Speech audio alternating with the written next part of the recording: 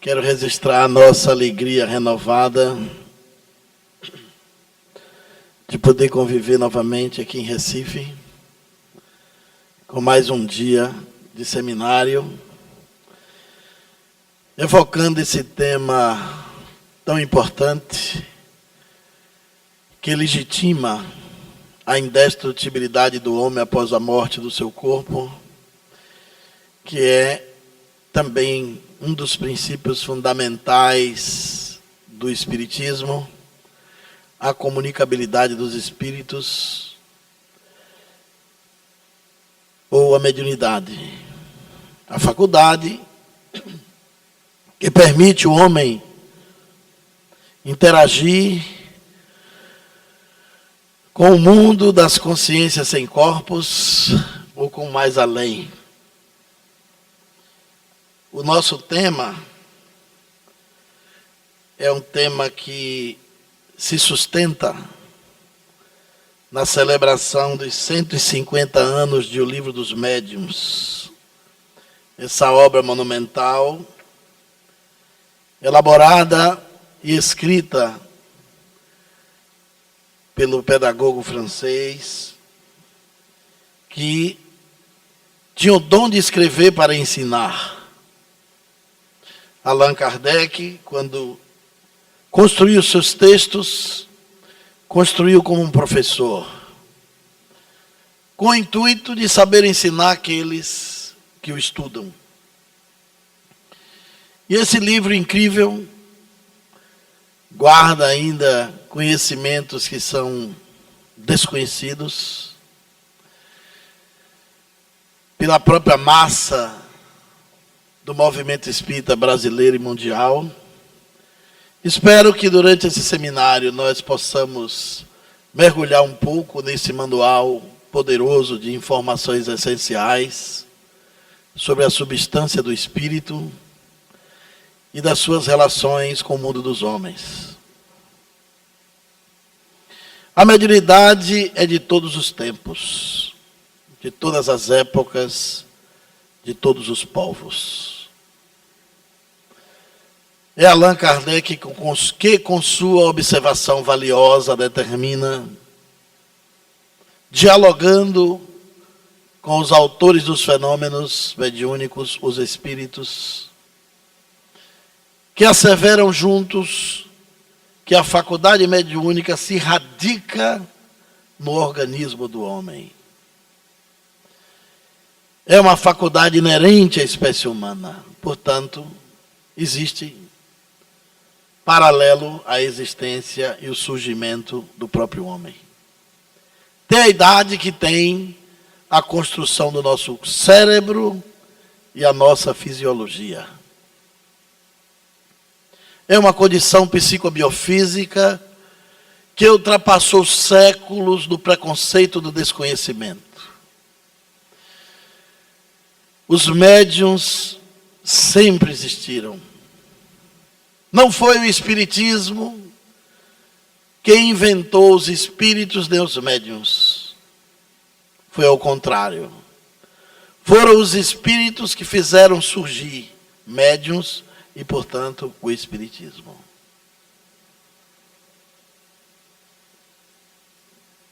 Essa faculdade que hoje é conceituada, classificada, cientificamente estudada, no passado foi tido como uma doença, foi tida como um poder demoníaco,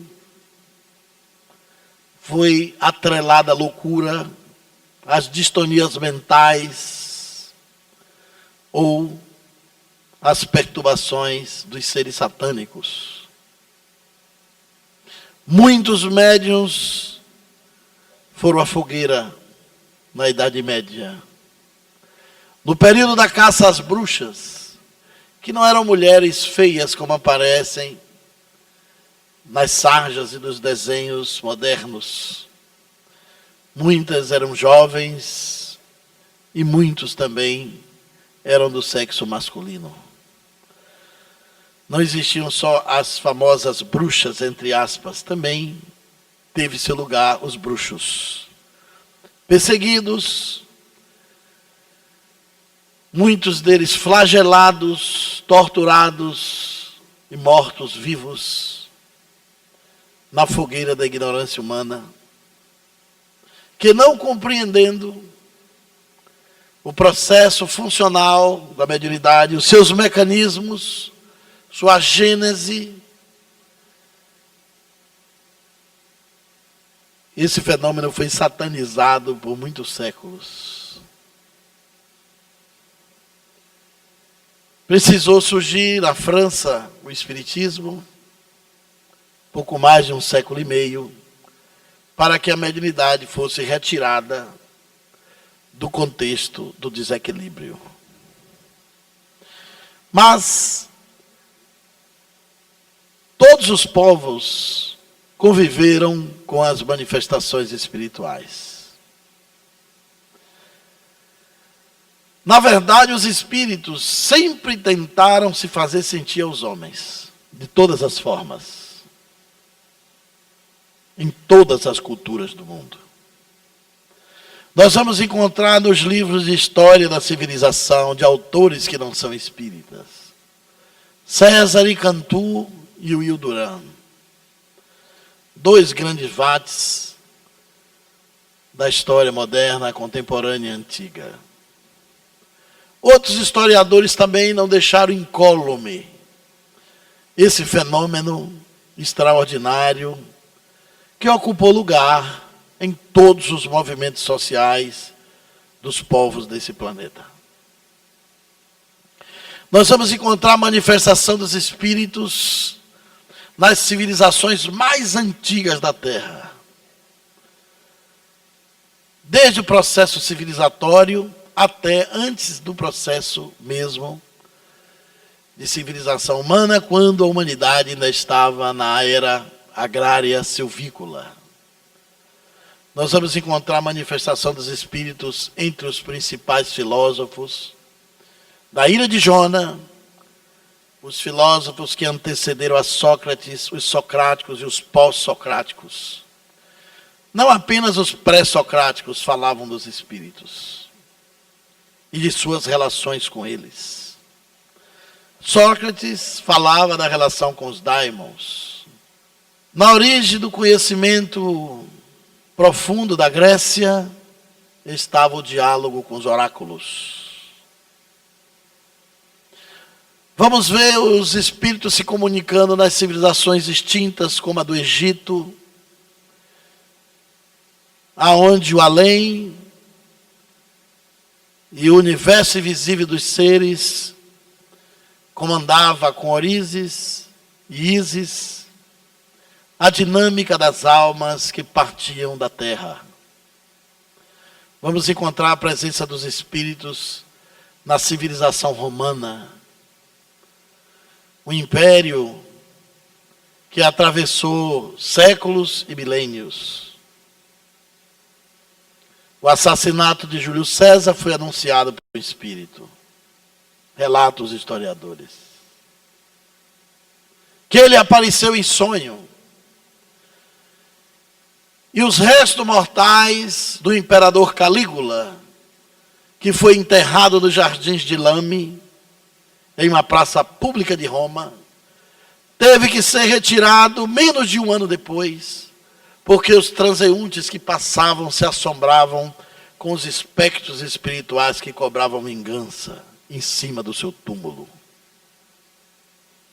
Os fenômenos eram tão tangíveis e visíveis que assombrava a população transeunte do cotidiano romano. Vamos encontrar a presença dos espíritos no seio das civilizações da China, da Índia, da Pérsia. Vamos encontrar a presença das manifestações dos espíritos nas doutrinas de tradição africana, com a presença dos espíritos elementais, dos orixás, dos espíritos da África, que no sentido de percepção dos negros é o mundo espiritual. A grande África, que alberga as consciências da cultura negra. Vamos encontrar o transe da mediunidade no meio desses povos. Muito antes de se sonhar com a mediunidade exarada conforme o pensamento espírita. Vamos encontrar a presença dos espíritos e dos médiuns nos grandes reinados da história. Quando tinha sempre um vidente que consultava os astros ou os espíritos para guiar o governo e a gestão dos reis. Vamos encontrar a comunicação dos espíritos nas tribos indígenas de todos os cantos do planeta. Nas Américas, nos xamãs e nas tribos do Brasil, da Amazônia. Sem se comunicarem, os índios sempre tiveram 2 curadores. O raizeiro, que trabalha com as ervas e as curas com as plantas das selvas, e o pajé. O pajé sempre foi o médium das tribos. O pajé é aquele personagem que nasce com a potência espiritual de poder falar com os espíritos dos ancestrais. Nós vamos encontrar a presença dos espíritos salpicando a base de toda nascente de troncos religiosos da terra. A base do fundamento de todas as religiões é a comunicabilidade dos espíritos. Vamos encontrar nos livros sagrados. O Mahabharata é a escritura sagrada mais antiga da Terra. Ela contém os ensinamentos espirituais do hinduísmo, ou do povo da Índia. Não se sabe precisar a época que escreveram-se o Mahabharata. E ninguém sabe quem são os seus autores. É a escritura sagrada de maior volume da Terra, que vale 10 livros nossos empilhados de 500 páginas, mais ou menos. Dentro do Mahabharata, tem um livro pequeno chamado Bhagavad Gita, que traduzindo para o idioma português se chama A Canção do Senhor, que contém um poema espiritual de profunda grandeza, que relata os momentos históricos e profundos do diálogo de Krishna com Arjuna, o seu discípulo. Krishna ascendeu na Índia como ser histórico, mais ou menos 4.000 anos antes de Cristo. E os mestres do hinduísmo acreditam que esses livros foram escritos pelo próprio Espírito de Krishna materializado, que construiu essas escrituras. É corrente de crença dentro da sabedoria religiosa hindu que não só o Mahabharata, mas os Puranas e o Vedanta foram obras escritas por seres espirituais. Dentro do contexto filosófico dessas escrituras, existem numerosos relatos de aparições de espíritos e de médiuns, que eram intermediários desses diálogos. Todos os livros sagrados estão repletos de fenômenos mediúnicos. Vamos citar apenas alguns. A Bíblia, que quer dizer biblioteca, composta por mais de 30 livros, dividida em 2 grandes volumes, o Velho Testamento e o Novo. A presença dos Espíritos é incontestável nas Escrituras. Moisés recebe a primeira psicografia mecânica de efeito físico escrita na pedra produzida pelo Espírito de Jeová. O primeiro livro do mundo feito na pedra foi produzido por fenômenos espirituais. 2 lâminas com 10 ideias. Escrita de maneira ostensiva e pujante, os 10 mandamentos. Apresentada por Moisés, que vê a luz espiritual de Jeová, que era o espírito guia do povo judeu, a quem eles atribuíam ser Deus, mas que mais tarde, o crescimento da maturidade espiritual do homem, descobre que não poderia ser Deus, em nenhuma hipótese. Mas um espírito elevado que guiava o povo judeu na sua saga de libertação do jugo do Egito. Moisés é médium e produz numerosos fenômenos de efeitos físicos durante a sua história de transformação, quando resgata a sua identidade de judeu. E dentro da história do povo hebreu, os relatos de aparições de espíritos são inúmeros. A Bíblia é um livro repleto de fenomenologias mediúnicas. Os olhos medievais dos religiosos é que não conseguem ler a sua profundidade. Atravessamos todo o Velho Testamento e os Espíritos estão ali. Mas quando chegamos no Novo Testamento, o 2º volume, que demonstra a existência da história de Jesus Cristo,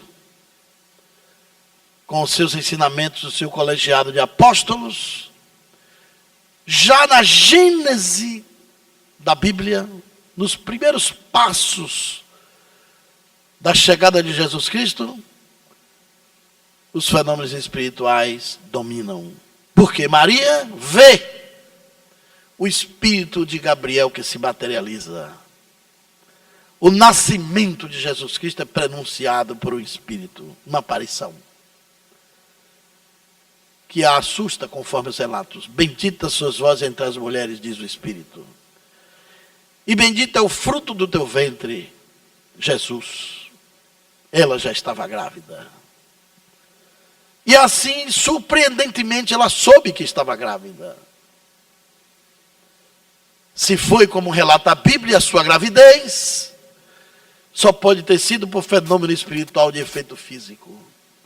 O transporte do sêmen do seu marido pelos espíritos para fecundar seu óvulo. Isso é completamente possível. Naquela época era um milagre poderoso. Hoje nós fazemos inseminação artificial. Isso para os espíritos não era nenhuma dificuldade à época. Jesus Cristo conviveu tanto com os espíritos, que no Evangelho de Mateus ele é cognominado de Senhor dos Espíritos. Conviveu com médiuns, com obsidiados. Espíritos degenerados e impuros passaram pelas suas mãos. E Jesus praticou as curas espirituais sem ser médium, mas atuando em médiuns ao seu redor. Trouxe de volta os espíritos de Lázaro e de mais 2 ressuscitadas que dormiam. E todo o mistério do cristianismo, todo o mistério, porque teria morrido na cruz, é quando Jesus volta ressurrecto, no 3º dia, com o seu corpo espiritual se materializa e permanece com os apóstolos durante 40 dias, aparecendo e desaparecendo muitas vezes. As religiões tradicionais não exploram esse aspecto e nem esse período da existência de Jesus Cristo. Passam de passagem. E é um período mais importante porque se Jesus não voltasse, ele não seria reconhecido no mundo por ninguém. Na época Jesus não era famoso, nem tinha poder de reconhecimento social. Ele era considerado crucificado galileu por poucos que o conheciam e o odiavam. Mas ele próprio aparece a Paulo em forma de luz. Fenômeno mediúnico genuíno. Saulo de Tarso, perseguidor judeu fariseu, que matou muita gente, inclusive cristãos. Cai do cavalo e fica completamente cego. Fenômeno mediúnico. Ouve uma voz, Jesus já havia sido morto. Saulo, Saulo, por que me persegues? Mediunidade audiente. E Paulo vai ser curado pela mediunidade de Ananias, a quem ele iria matar. Que o tira da cegueira, não só física, mas também espiritual. Jesus produz fenômenos com médiuns no Tabor. E realiza a materialização entre Elias e Moisés. E os escritores da Bíblia descrevem que as nuvens brancas de Sião não sabiam que era o fenômeno de ectoplasma, que seria estudado muitos séculos depois.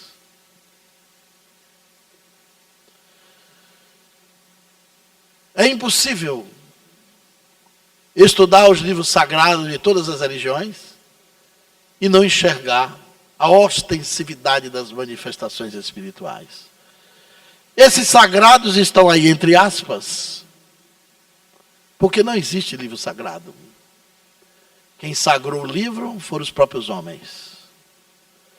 É bom entender que todos esses livros sagrados são passíveis de atualizações. Não existem livros sagrados a não ser para a crença daqueles que o respeitam. Mas para uma visão científica, isso não tem sentido. Outro livro importante, o Bardo Todal, traduzido para o idioma português como o livro tibetano dos mortos. Chegou aqui em nosso domínio de conhecimento no Ocidente, no século XX, comecinho do século XX, primeira década do século XX. O livro tibetano dos mortos é uma saga de ensinamentos espirituais,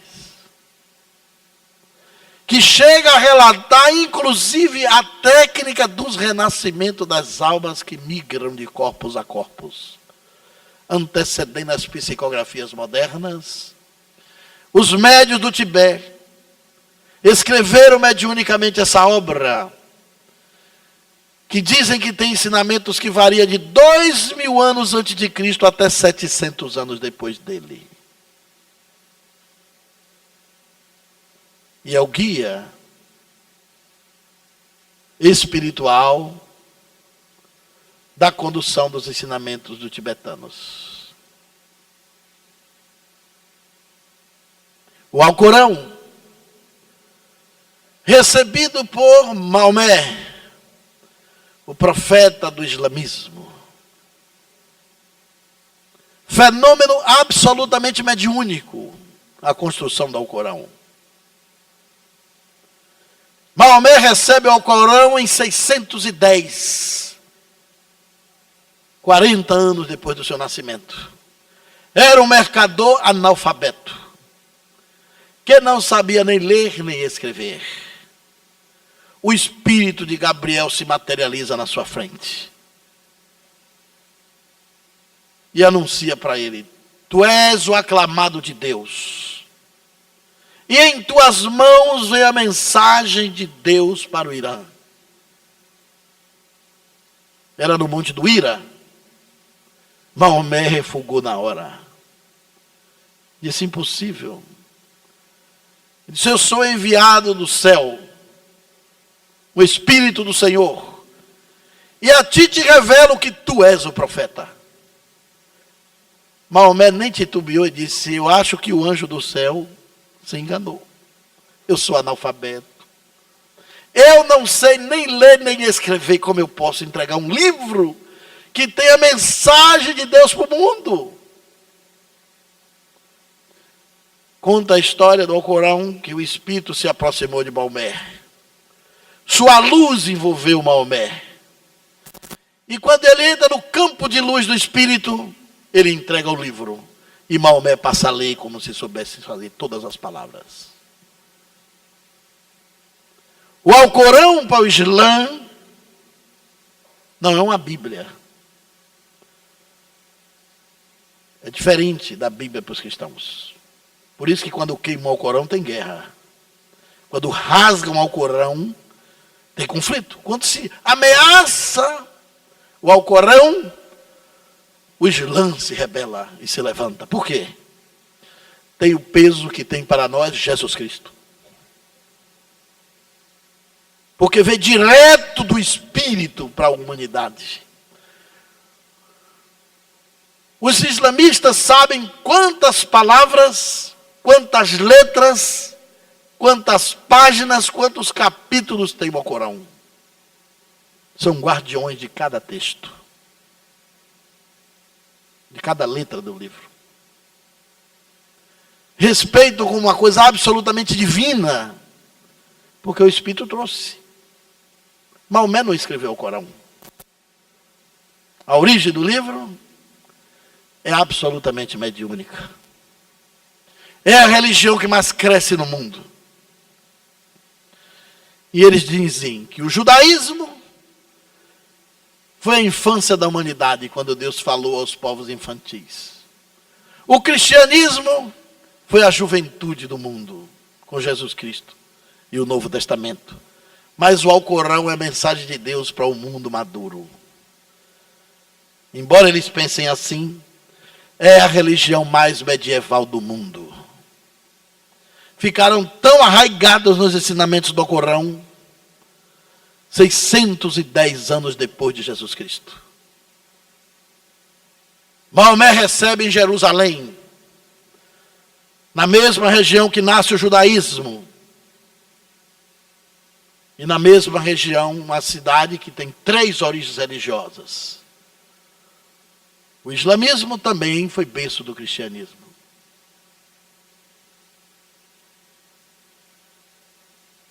E todos sabem no mundo que o Espírito trouxe o livro.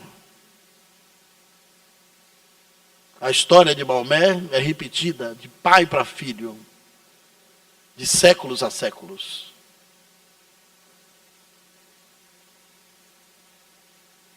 O livro dos Mormons, ou o livro de Mormon, a religião de Jesus Cristo, do santo dos últimos dias. Uma religião que nasceu pela mediunidade de Joseph Smith, filho de pastores protestantes, mas não gostava muito da igreja.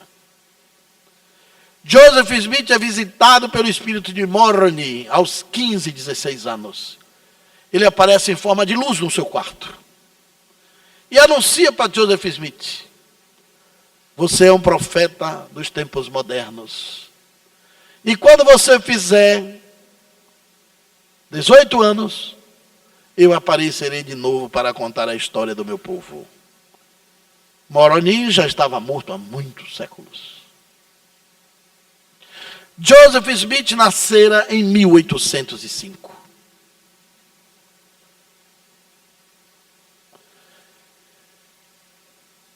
Em 23, na década de 20, precisamente aí essa época, 23 para 24 anos, de 18 para 20 anos, nesse período, o Espírito aparece a ele de novo. E lhe conta uma história que é, no mínimo, intrigante. O Espírito o convida a desvendar uma história oculta que o mundo não sabe. E esse Espírito diz: eu sou o filho de Mormon, um profeta que se refugiou de Israel em 3 embarcações, 3 navios à vela. Saíram de Israel 148 anos antes de Jesus Cristo, procurando uma terra prometida. Foram aportar onde hoje é o condado de Nova York. E lá viveram e morreram, até o último dos descendentes, 348 anos depois de Jesus Cristo. O Espírito diz a Joseph Smith: o meu pai se chamava Mormon, e era um profeta que veio e instalou o povo de Mormon nessa região dos Estados Unidos. O último profeta do nosso povo chamava-se Néfita. E o meu pai, antes de morrer, escreveu um livro em placas de metal e deixou as lâminas dessas placas enterradas numa caixa de metal debaixo de 3 árvores. O Espírito convida Joseph Smith, na época no condado na região de Orion, aí até as 3 árvores com várias testemunhas, com ferramentas, escava o chão e encontra 3 caixas de metal. Começa uma saga incrível do surgimento de uma nova religião.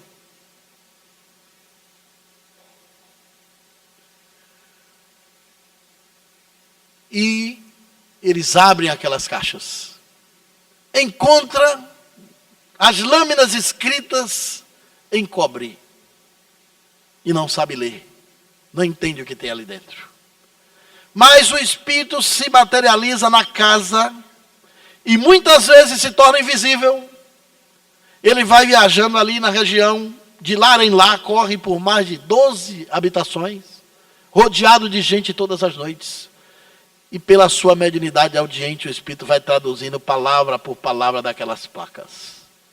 Hoje nós temos o livro de Mormon, copiado desses escritos achados por Joseph Smith. Joseph Smith morre aos 39 anos. No ano de 1844, crivado de balas por homens encapuçados, que invade a prisão e o assassina a balas. Acreditam os mormons que foram revanche dos protestantes da época, que não admitia ser ele um profeta revelador do ensinamento de Jesus. Os mormons acreditam nas influências espirituais e na comunicação dos espíritos. Joseph Smith foi o médium da religião deles. Hoje é a religião protestante mais rica do mundo, uma das mais ricas, empata com as primeiras. Vive na região de Utah. E aqueles jovens que vai dos 18 aos 22, chamado elders, de camisas brancas e calças pretas, visitando as casas do mundo, é para levar essa mensagem de mediunidade e de espiritualidade nas famílias. Quando visitarem suas casas, deixem entrar. E leia o livro de Mormon, para vocês verem que coisa interessante. Uma das coisas que ele revela ali, o Mormon, e se você ler o livro, vai entender que um jovem de 23 anos não poderia escrever uma saga daquela se não fosse ajudado por espíritos. Tem detalhes geográficos, informações precisas das famílias, do nome da época, da chegada do povo, dos ensinamentos. Eles narram que eles eram judeus e que aceitaram Jesus Cristo como Salvador. E que Jesus Cristo apareceu a ele por mais de 6 vezes no condado de Nova York, nos Estados Unidos hoje, quando estava encarnado na terra. E nesse livro, ele cita uma passagem de Jesus que está na Bíblia nossa. Acreditando Mormon, na tradução de Joseph Smith, pelo espírito de Moroni, que Jesus se referia a eles. Quando Jesus diz assim para os discípulos: eu tenho outras ovelhas que não são desse aprisco. Os mormons acreditam que Jesus estava se referindo a eles que não estavam em Jerusalém, não eram judeus de lá. Eram os que migraram. Morreram depois do ano 348 por pestes, doenças e ataque de índios. E se não fosse o espírito que aparecesse a Joseph Smith, o mundo não sabia dessa história e nem a religião tinha surgido. Mostra que as religiões modernas também têm base na mediunidade. Uma religião essencialmente fruto da comunicação de vivo e morto. Joseph Smith, o médium, que se transformou num grande líder deles, e o espírito de Moroni, que era filho de Mormon, que trouxe a revelação do livro para o mundo. Mas além dos livros sagrados, nós temos, dentro deles, dois fenômenos incríveis. Um, que é esse do Mormon, mas tem também o fenômeno de Pentecostes. O fenômeno de Pentecostes está na Bíblia, que as religiões cristãs não traduzem direito, mas foi o maior fenômeno mediúnico do Ocidente à época, aliás, do Oriente. E Jesus veio por lá no Oriente. A mensagem dele que não ficou lá, veio para cá, migrou. Quando a Bíblia relata que línguas de fogo desceram do céu e impregnaram todos os apóstolos, e eles passaram, naquele dia, a ser seres diferentes. Ou seja, foi um fenômeno portentoso de desenvolvimento de mediunidade coletiva dos discípulos de Jesus Cristo. As religiões não conseguem enxergar por falta de percepção profunda. Mas o critério de Jesus para escolher os seus apóstolos foi a mediunidade deles. Quem nos revela isso com muita grandeza é o filósofo espírita Leon Denis, na sua obra Cristianismo e Espiritismo. Ele faz uma percepção famosa e conhecida contra uma ideologia que nascia na Europa de que Jesus poderia ter sido um mito, porque ele não ia escolher 12 homens analfabetos para fazer o colegiado dele na terra. Se ele era um espírito elevado, por que ele ia escolher 12 homens que não entendiam nada? Dos 12, um traiu, o outro negou. E os outros 10 se amofinaram. Na cruz só tinha João, porque era muito íntimo de casa. Começou a frequentar a casa de Jesus com 18. Foi o único que foi na cruz, mas todos se esconderam com medo da morte. Por que Jesus confiaria isso? E em quem escreveu essas ideias foi um teólogo alemão que confundiu a fé cristã da Europa. Mas Leon Denis dá uma resposta curiosa. Jesus, quando olhava os seus discípulos, aqueles que iam ser comprometidos com suas ideias, ele não escolhia a classe social, nem a cultura. Jesus bateu os olhos em médiums. E sabia que o potencial mediúnico deles poderiam ser ostensivizado, e aconteceu no Pentecostes. Depois do Pentecostes, que foi um fenômeno recorrente, das aparições de Jesus, quando volta naqueles 40 dias, que as religiões não consideram muito. O Pentecostes é um feriado, mas pouca gente sabe o que significa isso.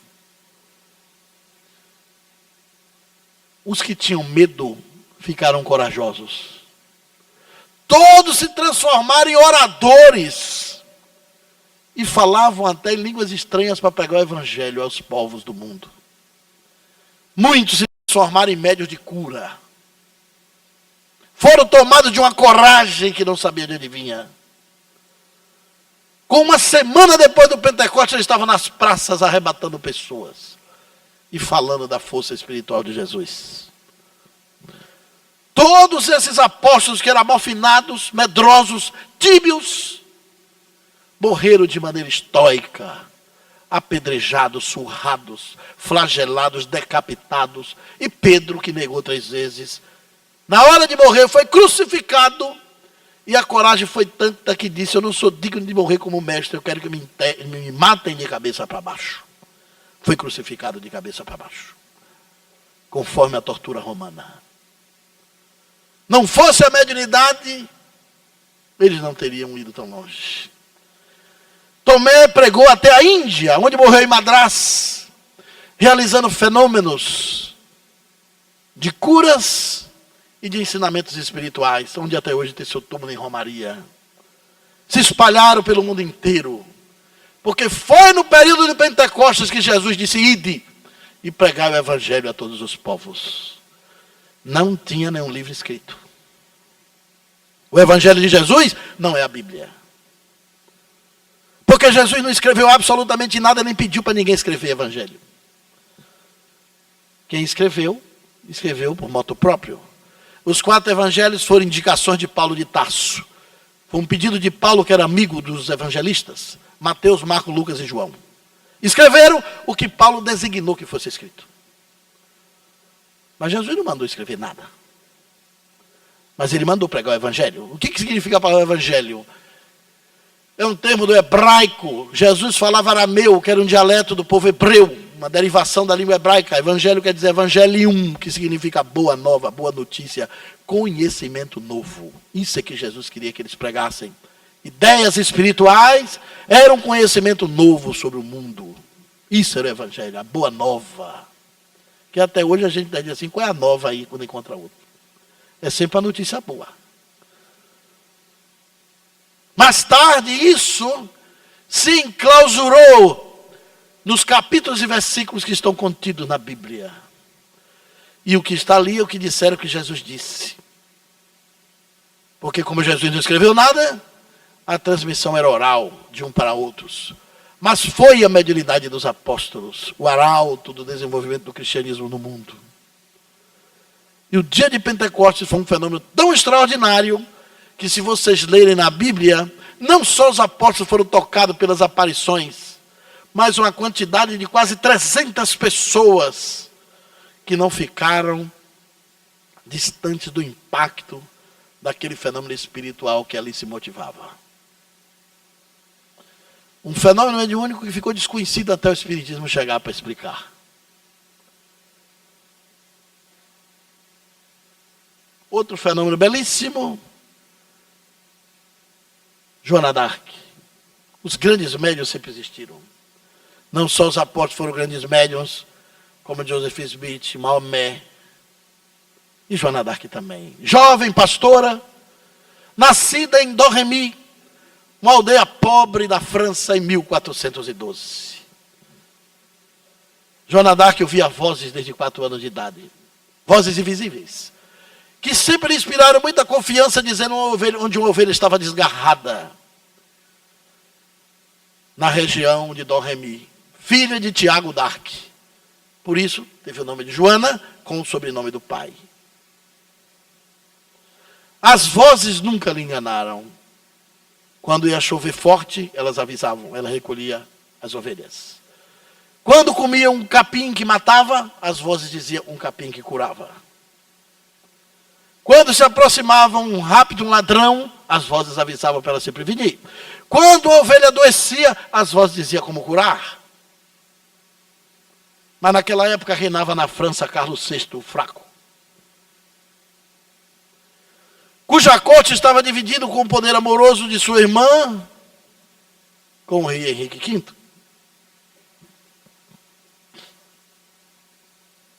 A Inglaterra, sempre colonizadora, quis a França para ela. Possuía o exército mais poderoso da época, saqueou e invadiu a França. A cultura francesa estava ameaçada de ruína e até de extinção. A França era britânica, era inglesa. O rei tinha sido deposto. Estava em Chinon, com apenas 50 súditos, escondido. Já tinha perdido a coroa. E a coroa inglesa dominava a França.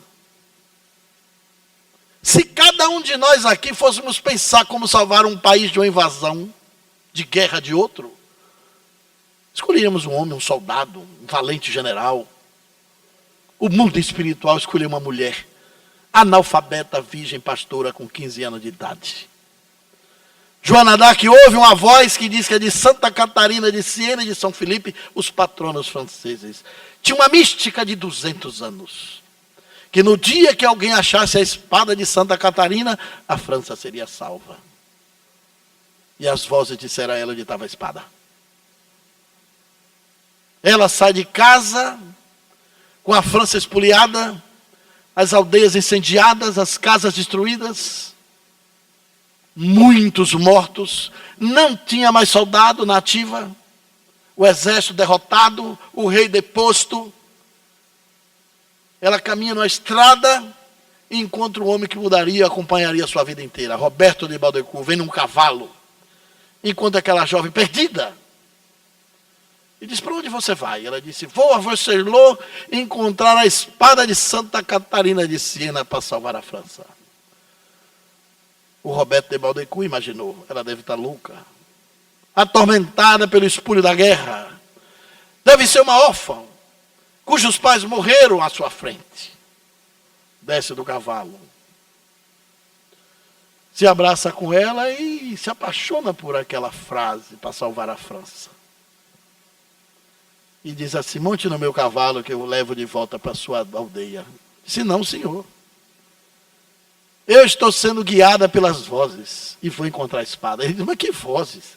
As vozes que vêm de Deus. Eu ouço a voz de Santa Catarina e de São Felipe. Ele deu um sorriso. Achou ingênuo a fantasia daquela jovem pastora. Depois de uns 10 minutos de diálogo, ele estava abalado com o que ela dizia. Porque as vozes através dela convenceu ao cavaleiro da corte mudar de rumo. Ao invés de levar ela para casa, para a suposta aldeia, montou no cavalo e foi buscar a espada em Vercellet, na catedral. Quando chegou lá, ele já estava assombrado com o que ela era dizendo durante a viagem. Entrou na igreja e disse, a espada de Santa Catarina está dentro do túmulo, onde ela foi sepultada, em um pedaço de mármore falso que está debaixo da sua cabeça. Abriram o túmulo. Ela levantou um pedaço de mármore e suspendeu a espada que estava na vertical. Colocou no seu vestido, que tinha um cordão no meio, e a mística tomou conta da França. Viajou de boca em boca a notícia que corria mais rápido até hoje do que a comunicação virtual e a internet não supera a fofoca.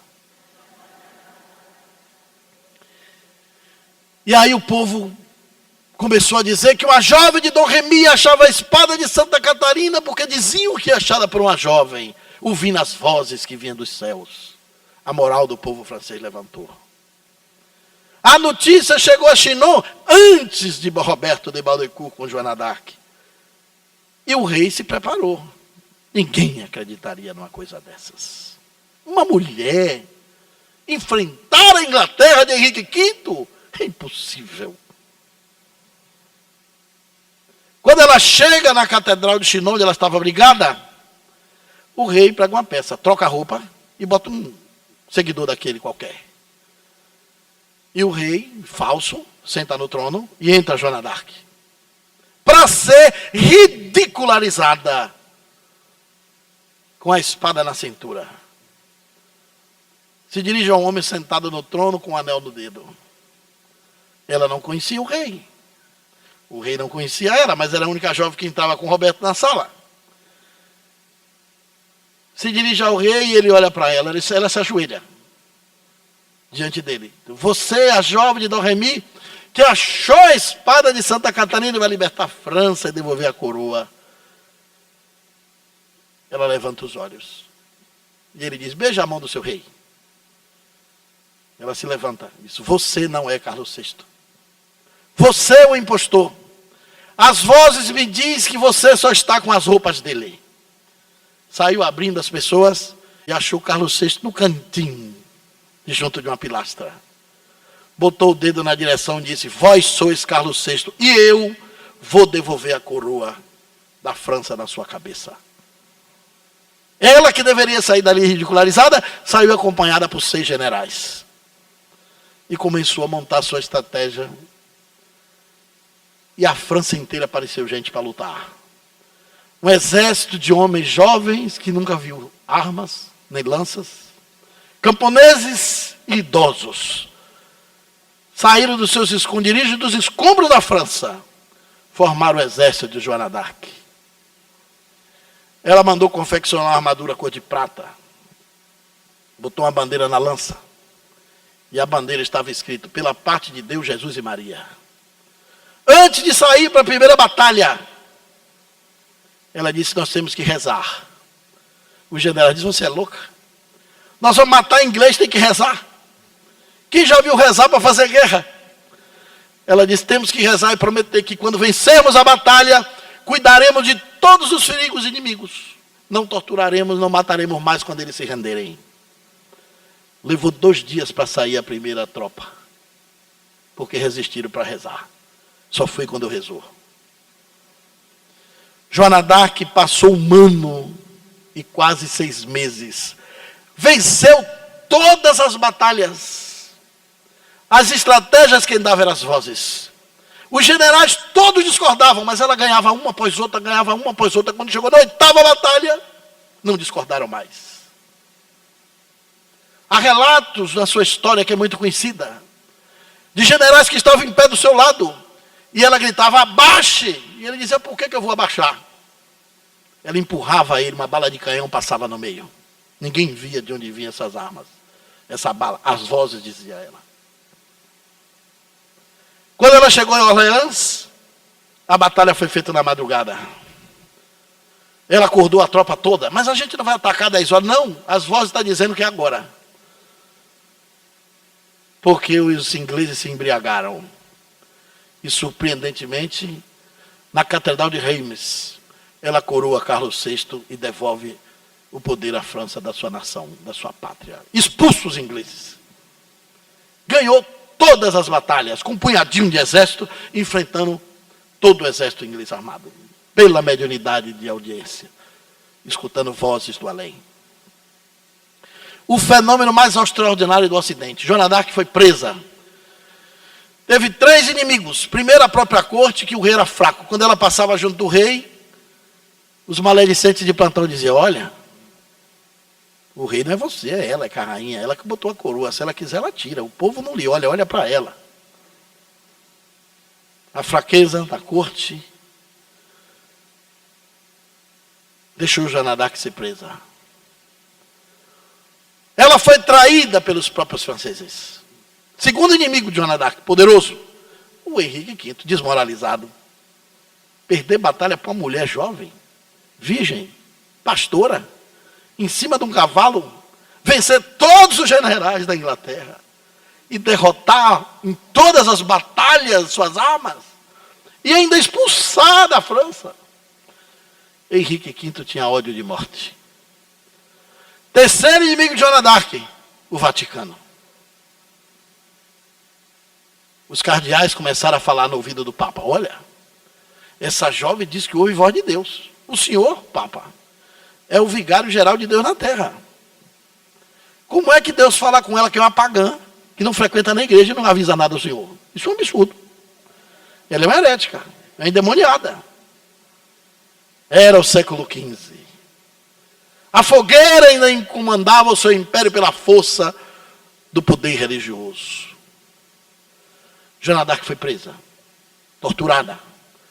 E foi pedida a ela, pelo bispo, que quando dialogou com ela, viu que ela trazia a verdade na sua alma, disse: minha filha, se você não negar essas vozes, você vai morrer na fogueira.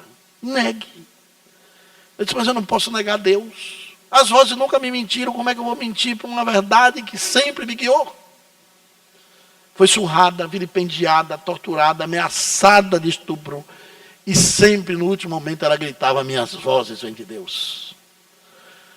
Nos últimos momentos de sua tortura, quando ela foi esticada na cama com a corda, para partir os ossos, na dor extrema, antes do desmaio, ela gritava: minhas vozes vêm de Deus. Teve uma assistência espiritual em conteste. Tentou ser confundida no tribunal, mas negou tudo o que queriam que ela dissesse. Minhas vozes vêm de Deus. Não tiveram jeito. Fizeram a fogueira. Émile Zola, que é um dos biógrafos de Joana d'Arc, diz que em dias que matavam pessoas na fogueira, a cidade fazia uma algazarra tremenda. Era como se fosse um carnaval histérico que começava cedo. Naquele dia, em torno de Joana d'Arc, no tronco, amarrada com os braços para trás, os gravetos altos, o silêncio era sepulcral. Ninguém dava uma palavra. As pessoas atônitas não entendiam. A igreja matava Joana d'Arc por ser herética, por ouvir vozes demoniadas. do demônio. Fizeram o juramento, leram a Bíblia. A fogueira foi acesa mais que uma vez, para que não sobrasse nada. Por isso até hoje ela não tem túmulo. Em Rouen tem uma plaqueta no chão.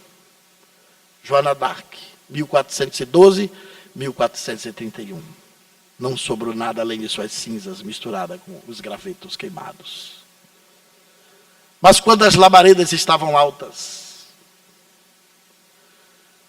e o seu corpo estava quase invisível dentro da fumaça, ela pediu uma cruz para beijar. Os padres carregavam um crucifixo. Outros rezavam o texto diante da Bíblia, que ainda levou para ela desmentir as vozes no último momento da fogueira. Não tivera coragem de dar a cruz para ela beijar. Um jovem transeúnte que assistia atônito à tortura de morte, correu na fogueira mesmo, pegou um graveto, quebrou no meio, amarrou com um cordão de sua roupa, ultrapassou ainda um espaço aberto das chamas e botou dentro do seu vestido. E quando o fogo encobria tudo, ouviu um grito que saiu das chamas: minhas vozes vêm de Deus.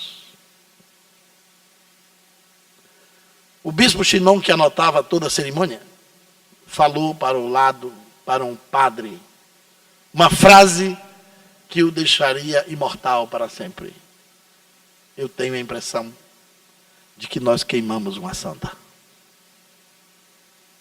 Levou 500 anos. O Vaticano canonizou Joana d'Arc.